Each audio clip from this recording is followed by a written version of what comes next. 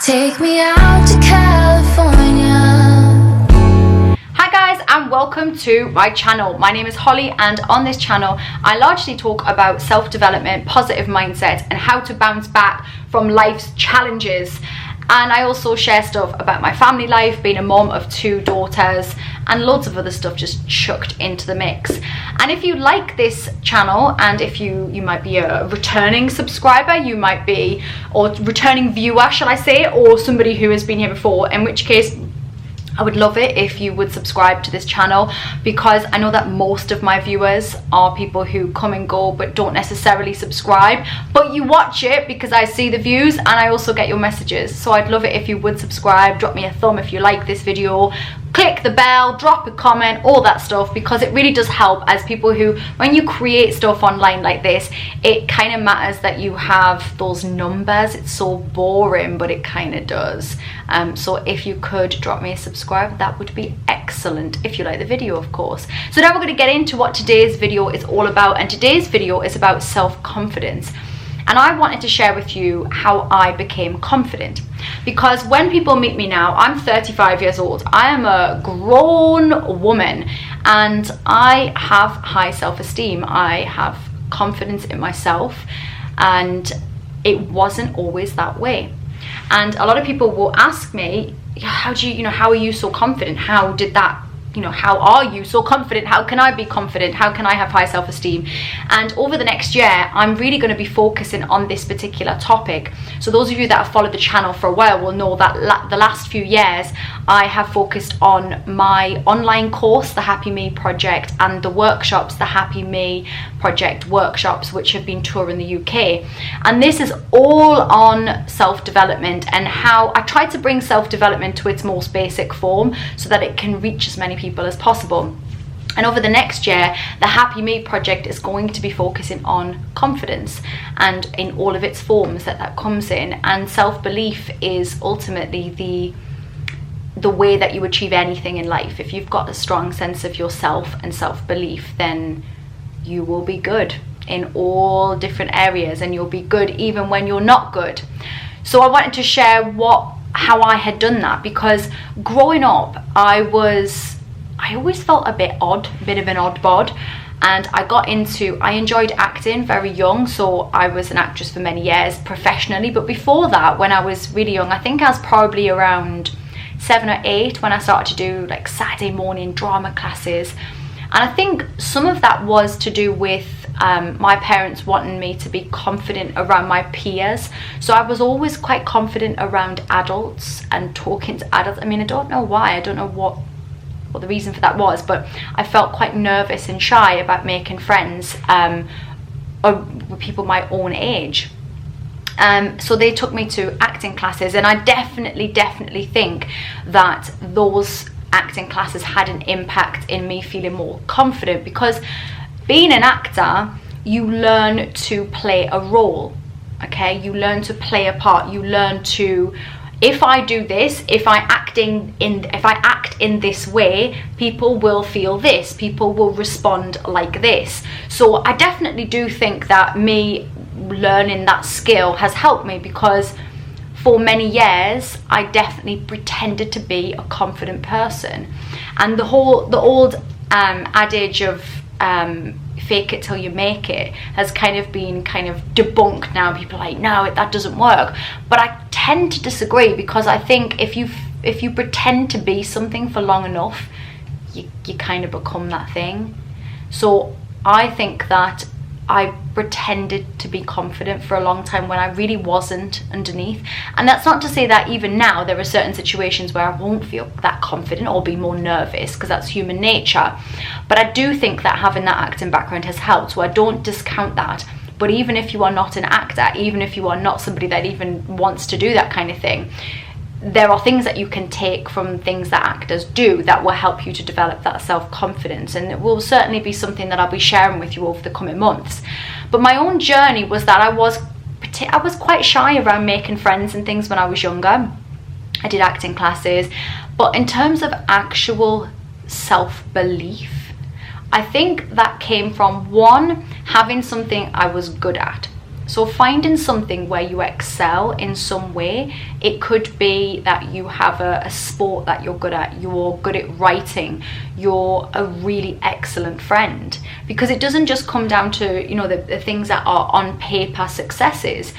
If you're a great mom, if you're a great friend, if you cook an amazing tea, if you're really excellent at organizing your life, these are areas where you excel, and you can acknowledge those areas and feel confident in those areas. Because I think actually even people who say they're not very confident or don't have a lot of self-belief will still probably have one area at least where they feel, actually I'm quite good at that. I'm quite good at that. I'm quite good at being funny. I'm quite good at, I don't know, dancing. I'm quite good at this. They'll find somewhere in their life that they're actually all right at something. So I actually asked a few people around me, because I'm developing some stuff for confidence, and I asked a few people and they were like, well, I feel confident in this area but not in this area. But underneath there was still this sense of not truly believing in themselves. So I do think we all have certain areas. So for me, acting and being an actress was my area. So even when I doubted myself in other areas, I knew that I was good at something, which gave me a sense of self-esteem. Growing up on television, I had really bad body image issues. So I just thought I was the ugliest thing going. Like I've talked about this lots of times before, but I think it needs reiterated, because I don't think people really truly believe, meeting me now as a grown adult, that I felt like this. I had a list. I was going to say I could have listed off all of the plastic surgeries that I needed. I had a list of stuff. I knew what I wanted. I wanted a boob job. I wanted things done to my face. I wanted ankle implants, which is not a thing. I wanted everything. I just didn't like the way that I looked. And that was probably because every single day being on TV, somebody was correcting my face, and that has an impact psychologically, especially in those early years. So my confidence in the way that I felt about my looks was really low. My confidence in being an actor, and actually that I would succeed at that, was really quite high, because I guess I had a big success at only 11. So I got my first professional job at 11. So I think having that gave me self-esteem in that area. But in other areas, I just didn't feel confident. I wasn't very confident in social situations. I felt awkward around boys. These things, I didn't feel super confident, certainly in my early teenage years. But I developed that confidence, and the self-esteem was the worst. My body image self-esteem was the worst area, and it was the thing that brought me down the most, because every time I stepped outside of the house, it was something I focused on. And I couldn't escape it. I was on television, my face was places, and I just hated it. I couldn't stand it, and I felt so ugly. And I know how that feels. I know that awkward teenage phase when you're spotty and skinny or fat or whatever your thing is, and I had gappy teeth, and you're just awkward. It's an awful stage of life, and then you've got all these hormones running through your body at the same time. So I remember how painful that time felt. And what I did, and I really truly believe that the self-development that I do now stems from really that I just always done it, that I really truly have organically developed my way of thinking in terms of self-development, and that nobody taught me this stuff, because nobody talked about your mindset or your mental health in in the 90s or in the early 2000s. It was very rare that anybody talked about this stuff, and anybody that was talking about meditation, or I'd never heard of mindfulness, but meditation, it was like, oh, they're like some new age hippie and it's something weird. But I was always fascinated by it. I was always interested in I used to like the film The Craft. Is it The Craft, with the witches? And I just was fascinated by that stuff. And so when I was really young and I felt so bad about my looks, I wanted to find a way to feel better. And I truly remember the time of just thinking, I've had enough of my own bullshit. I've had enough of not feeling great about myself, and I'm tired of calling myself names. I was sick of it. I was sick of the noise, basically the bully in my head. And So I decided to do a few things. I decided to, every time that voice reared its ugly head and told me how ugly I was and that I shouldn't go outside because I was basically a monster, that I would distract it. I would find kinder words to use, and I would do something else. I would try to ignore the voice. Then I decided that I would accept a compliment when it was offered to me by somebody. So if somebody said you look nice, instead of reading off all the reasons why I didn't look nice, I would then find a way to just say thank you, thank you. And even now, if people offer me a compliment, I will say thank you, that's really nice, thank you so much.